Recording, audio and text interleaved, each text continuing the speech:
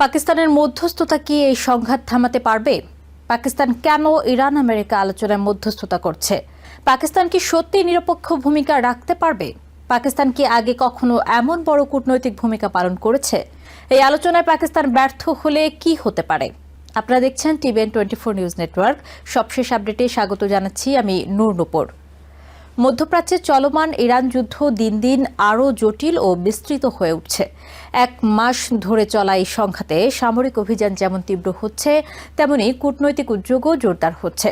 এর মধ্যে পাকিস্তান, আমেরিকা ও ইরানের মধ্যে সম্ভাব্য আলোচনার আয়োজন করতে যাচ্ছে, যা যুদ্ধের গতিপথ বদলে দিতে পারে। পাকিস্তানের পররাষ্ট্রমন্ত্রী ইসহাক দার জানিয়েছেন, ইসলামাবাদে শিগগিরই আমেরিকা ও ইরানের মধ্যে আলোচনা অনুষ্ঠিত হতে পারে। তিনি বলেন, উভয় দেশই পাকিস্তানের মধ্যস্থতায় আস্থা প্রকাশ করেছে। তবে এই আলোচনা সরাসরি হবে নাকি পরোক্ষভাবে তা এখনো পরিষ্কার নয়। তুর্কি, ইজিপ্ট ও সৌদি আরবও এই উদ্যোগকে সমর্থন জানিয়েছে, যা আঞ্চলিক সমন্বয়ের একটি গুরুত্বপূর্ণ ইঙ্গিত বহন করে। যুদ্ধক্ষেত্রে পরিস্থিতি ক্রমেই উত্তপ্ত হয়ে উঠছে। ইরানের পার্লামেন্ট স্পিকার আমেরিকাকে কঠোর সতর্কবার্তা দিয়ে বলেছেন, যদি স্থল অভিযান চালানো হয় তাহলে ইরান শুধু প্রতিরোধই করবে না, বরং আমেরিকার মিত্র দেশগুলোর ওপর আক্রমণ বাড়াবে। তিনি হুঁশিয়ারি দিয়ে বলেন, ইরানি বাহিনী আমেরিকান সেনাদের আগুনে পুড়িয়ে দিতে প্রস্তুত। এদিকে ইসরায়েলের প্রধানমন্ত্রী বেঞ্জামিন নেতানিয়াহু ঘোষণা করেছেন, দক্ষিণ লেবাননে তাদের সামরিক অভিযান আরও বিস্তৃত করা হবে। তিনি বলেন, বর্তমানে যে নিরাপত্তা বলয় রয়েছে সেটি আরও বাড়ানো হবে এবং ইরান সমর্থিত হিজবুল্লাহর বিরুদ্ধে অভিযান জোরদার করা হবে। যদিও বিস্তারিত কিছু জানানো হয়নি, তবে এই ঘোষণা সংঘাত আরও তীব্র হওয়ার ইঙ্গিত দিচ্ছে। লেবাননের স্বাস্থ্য মন্ত্রণালয়ের তথ্য অনুযায়ী 2 মার্চ থেকে শুরু হওয়া এই নতুন সংঘর্ষে এখন পর্যন্ত 1200-র বেশি মানুষ নিহত হয়েছে, যার মধ্যে অন্তত 124 জন শিশু রয়েছে।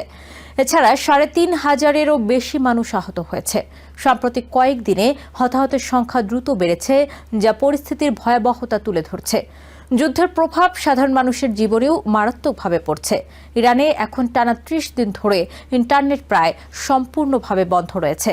এতে মিলিয়ন মানুষ বাইরের বিশ্বের সঙ্গে যোগাযোগ থেকে বিচ্ছিন্ন হয়ে পড়েছে। আন্তর্জাতিক পর্যবেক্ষকদের মতে, স্বাভাবিক অবস্থার মাত্র 1% ইন্টারনেট সংযোগ এখন চালু রয়েছে। ফলে মানুষ বাধ্য হয়ে রাষ্ট্রনিয়ন্ত্রিত সিস্টেম ও বিকল্প ব্যবস্থার উপর নির্ভর করছে। তেহরানের এক বাসিন্দা বলেন, তাদের সবচেয়ে বড় ভয় হয়তো ইন্টারনেট আর কখনোই পুরোপুরি চালু হবে না, আর তারা নর্থ কোরিয়ার মতো হয়ে যাবেন। এই পরিস্থিতি পরিবার, ব্যবসা ও সামাজিক জীবনে গভীর প্রভাব ফেলছে। এই সংঘাত আঞ্চলিকভাবে আরও ছড়িয়ে পড়ার লক্ষণও দেখা যাচ্ছে। ইয়েমেনের হুথি বিদ্রোহীরা ইতোমধ্যে ইসরায়েলের উপর হামলা শুরু করেছে। যদিও সাবেক আমেরিকান জেনারেল ফ্র্যাঙ্ক ম্যাকেঞ্জির মতে, হুথিদের অংশগ্রহণ বড় ধরনের গেম চেঞ্জার হবে না, তবুও এটি যুদ্ধের নতুন মাত্রা যোগ করতে পারে।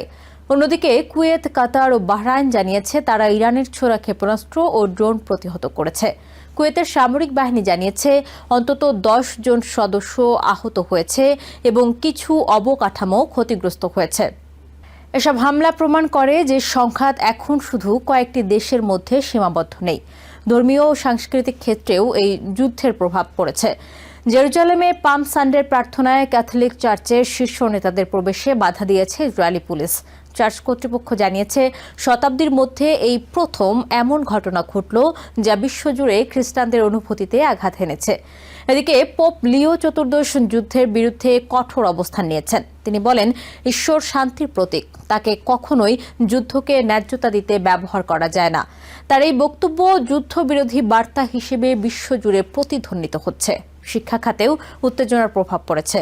বৈরুতে আমেরিকান ইউনিভার্সিটি নিরাপত্তা ঝুঁকির কারণে ক্লাস সাময়িকভাবে অনলাইনে নিয়ে গেছে। এর আগে ইরান অঞ্চলের আমেরিকান বিশ্ববিদ্যালয়গুলোকে লক্ষ্যবস্তু করার হুমকি দেয়।